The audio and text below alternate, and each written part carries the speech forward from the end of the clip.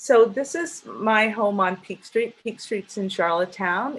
It's tucked in on Spring Park Road, parallel to Spring Park Road, and it runs between Churchill and Villa. And this is an addition that was added to my home. It's about under 12 feet by, I think, 23 feet. It's not very large, but this unlikely former garage space became our exhibition space between 2005 and about 2011. And when we started, there were no expectations. All that we kind of wanted to see what would happen with it, with showing work of artists. The only thing we knew for sure is that we wanted to do shows that were not juried.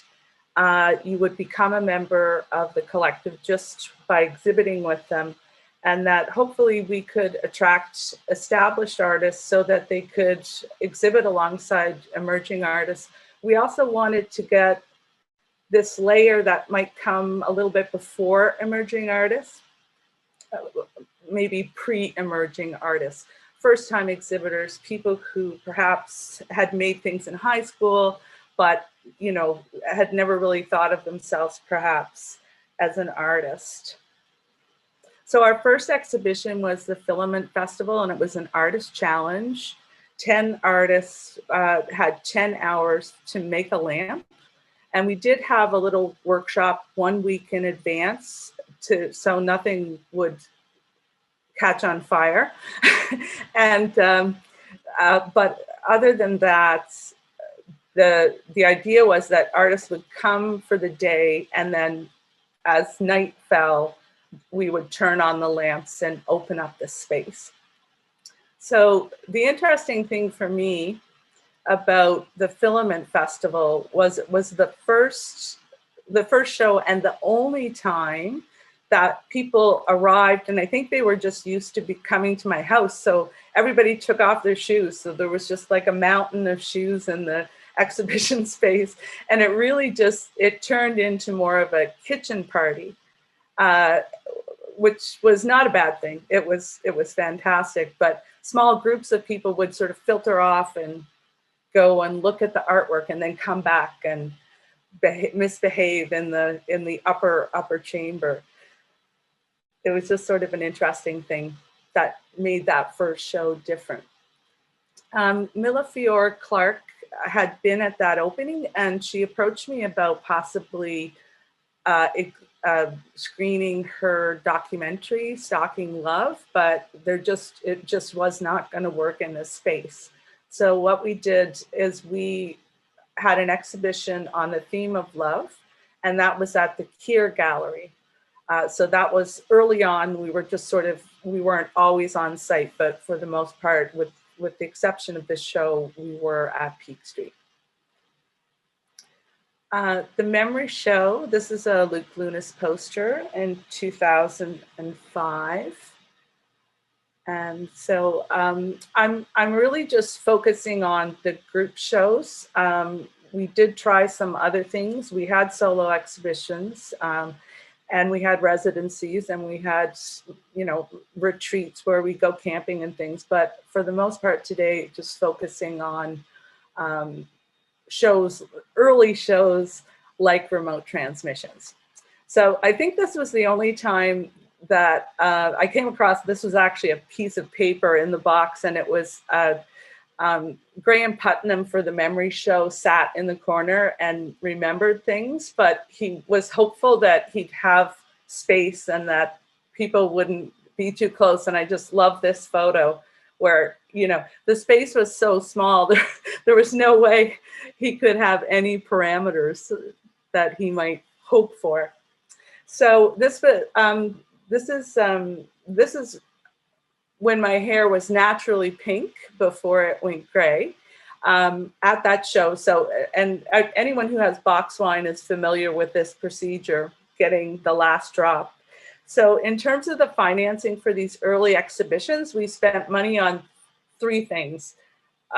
a really good poster, and we printed lots of them and plastered them around. Not really good wine, but lots of it. And pizza for the crew that looked after the installation.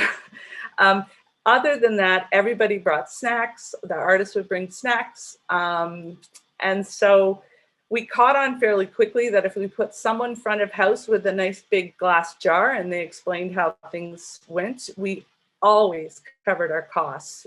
People were very generous, and the shows were well attended. They were only one night only shows, so it was kind of important that we got them at that point. So about a year into, early on, the other thing that we had decided up front was that we would not look for any funding until we had a full year of exhibitions under our belts. So at this point we had that, and we had a meeting, but the collective was adamant that they wanted me to continue to work on exhibitions rather than funding proposals, which anyone who was working on the deadline yesterday can fully appreciate. So with that, we talked about it, and I guess that I remember that the idea was if we should be prepared to go ahead on our own. And it just happened that at that meeting, Joey Wheel had talked about how artists accumulate work that they've sort of emotionally abandoned. Like in your studio, there's always that one or two pieces that you just can't seem to finish.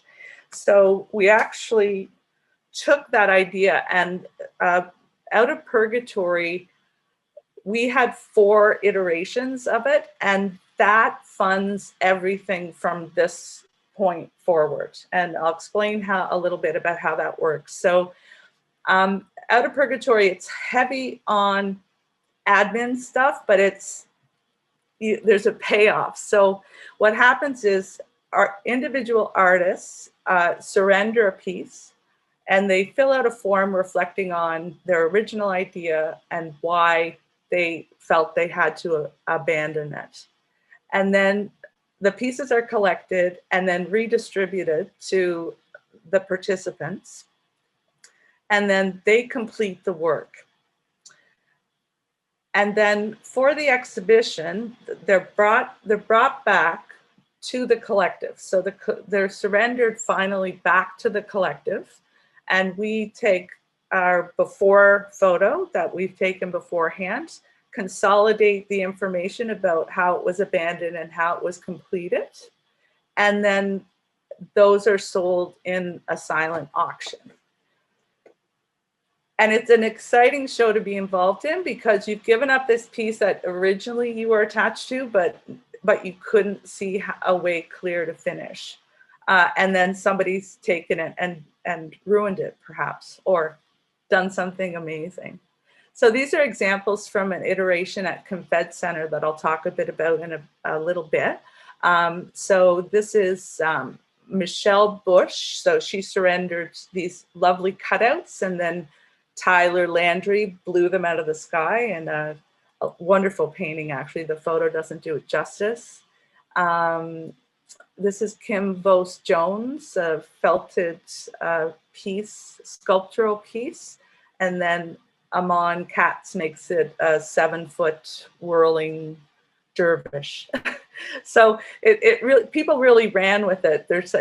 And also you've given up something, so you feel a responsibility to do your piece justice. So robots were back to the Peake Street location, and this show kind of surprised me. I thought, oh, it's gonna be a whole bunch of robots, but it was quite interesting. Anna Karpinski took a photo. It's coming up, I think. Puzzles was another one that was a little bit surprising.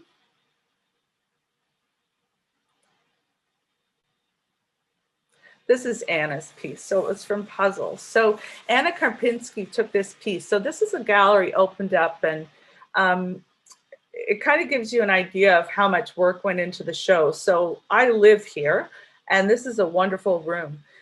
So it's used. And so the first thing that members would do is they empty out all the furniture and take everything off the walls. So we had a little, we knew where things went, and it made extra seating up in the main area, but it was a tremendous amount of work. Out of Purgatory 2, second iteration. This was made for walk-in. I really like this show because there was work in the gallery actually, but for the most part, the show didn't start until everyone arrived. So it was wearable art, and it was really well attended, and there were some wonderful pieces. This is Siobhan Wiggins, I believe her name is, and it's an emergency dress. I really loved it. It's made from an emergency blanket.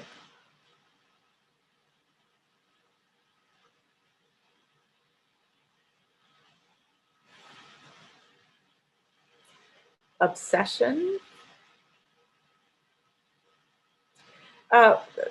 I'd mentioned about moving furniture, but basically the pizza was really important because we don't jury the show. Sometimes there'd be 30 artists, and the space it's not a white cube gallery.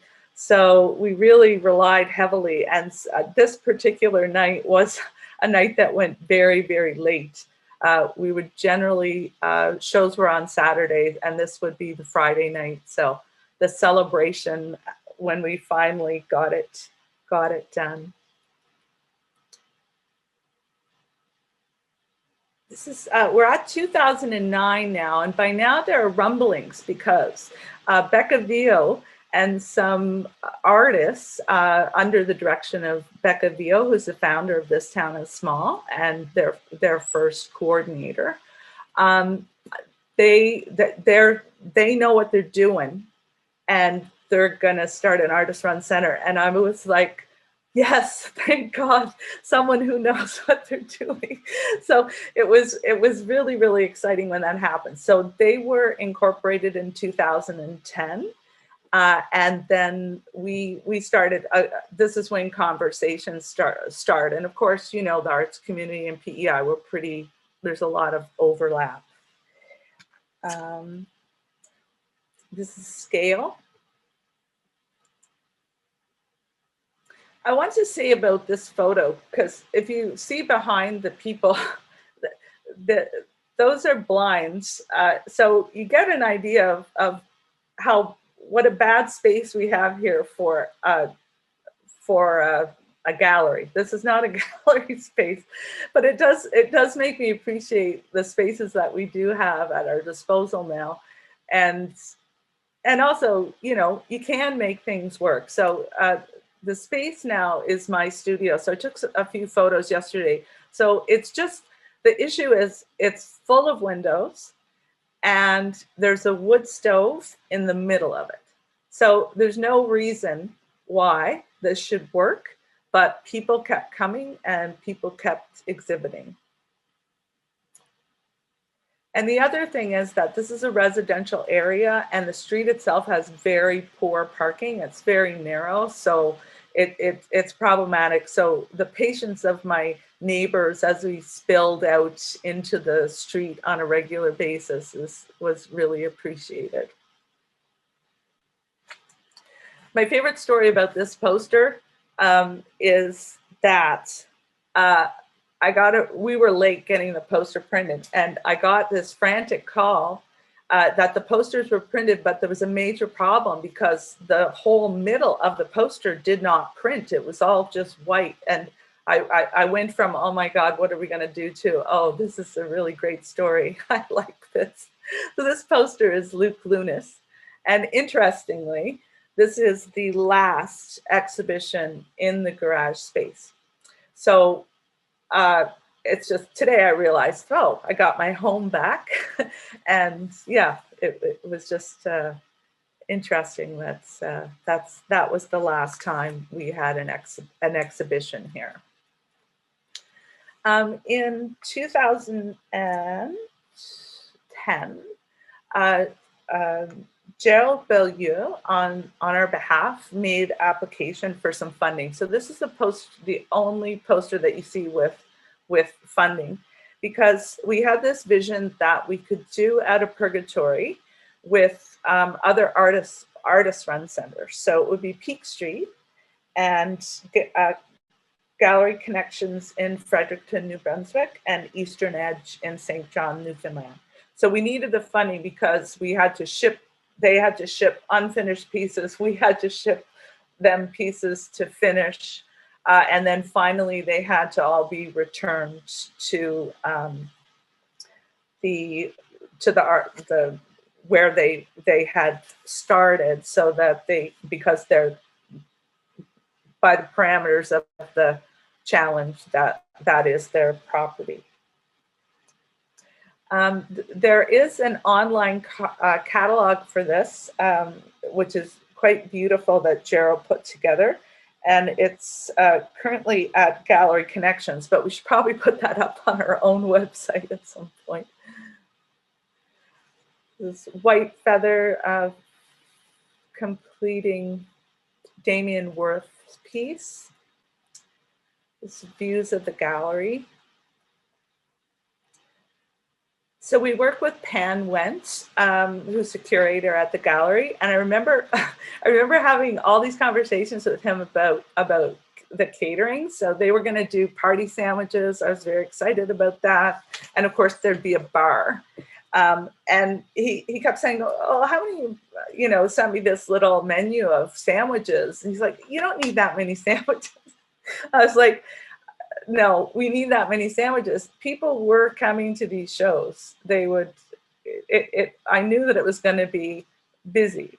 And he kept saying, no, we're fine for sandwiches. And then this is what happened on the night. It was just jammed. And they had to restock the bar, I think, 3 times, because I knew how many of those bags we went through. It was just a funny story about, I'm not sure what he expected from us, but I know we surprised him because he mentioned it. So at this point, this is our first joint exhibition. So there were 2 joint exhibitions before Peake Street started to operate under the umbrella of This Town is Small. So this was Island Poems. So it was in collaboration also with the Writers Guild. And the idea was that poets would write a new piece, a new poem, and that would be shared with an artist, and the artist would interpret it visually. And this was at the Guilds. And there's a really lovely, on our website, there's a really lovely online catalog for Island Poems.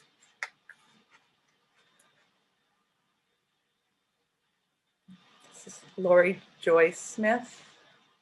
One of the neat things that happens, so sometimes with these forced collaborations, what happens is that the numbers don't work out. And this was a situation where we had to figure out a problem because we didn't have enough poems.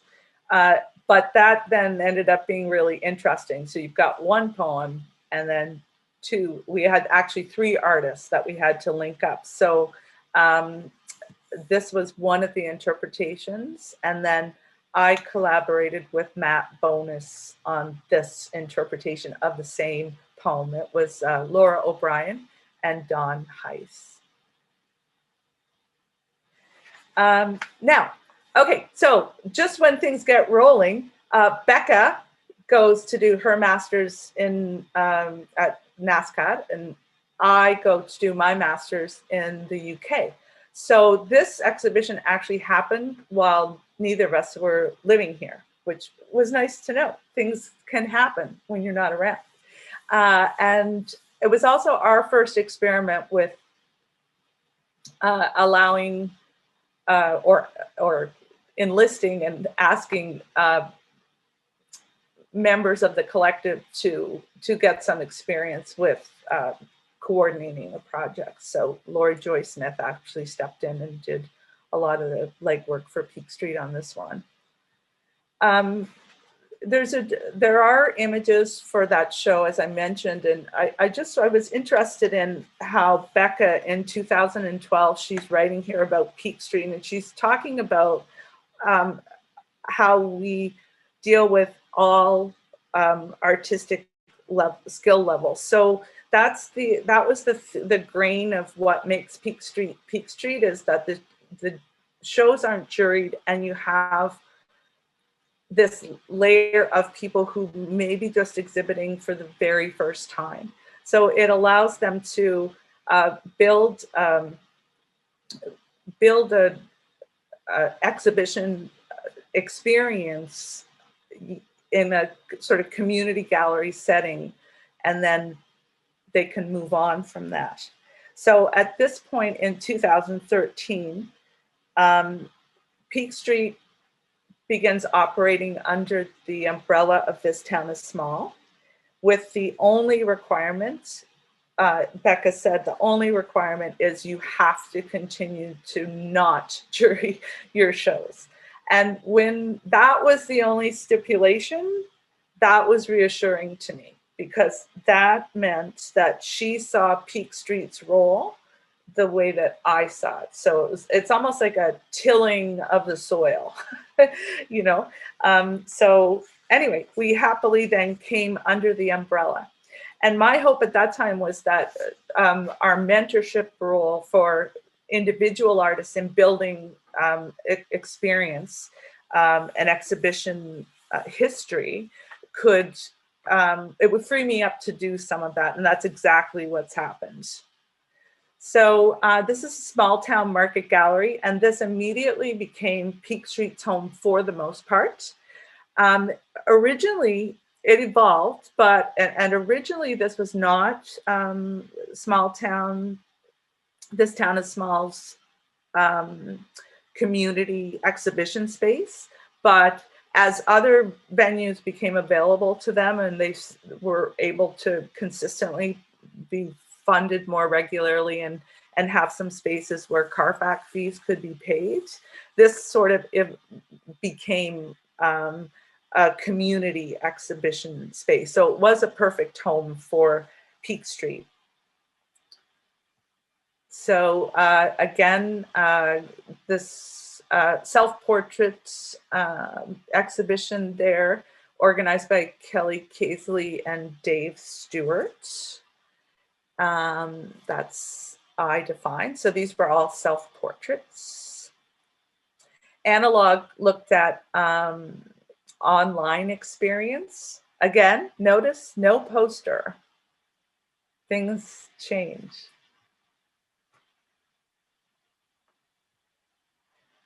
We did Island Poems again, and this time we kind of, because we liked what had happened with one poem, multiple artists, we went with that. So we did do a little chapbook. So I know on the left are two, I'm not sure who the artists are or what the poem was, but I know these three on the right are all for a single poem by Jane Ledwell. So it became really interesting. There were similarities in materials, and you know, there's always serendipitous things that happen even with a theme show, but it was really, really a good show. We did continue to do some work at the Guild. By this time, they were doing, I think they were doing some professional Carfax fees exhibitions, but we also always were able to convince them to take us on in their community gallery. So these were monochromatic pieces with the additional stipulation that they be 12 inches by 12 inches. It looked really sharp. And we did Out of Purgatory again. So I'd mentioned about taking on having more time to help people one-on-one with applications. So around 2017, Peake Street actually started doing the calls for submission and supporting artists making application in the market space. So it's this idea of scaffolding. So if you think about it, you participate in a few Peake Street shows, and then we give you one-on-one help, real-time Google feedback on the old Google Docs. And that's the kind of thing I did as a high school teacher as well. So it was an easy fit for me. So some of these artists who had might have had very limited experience in maybe a few Peake Street shows could then get support to apply for the Market Gallery and maybe have a solo show or maybe have a small group show. So that scaffolding would then be in place, and then some of those people might go on.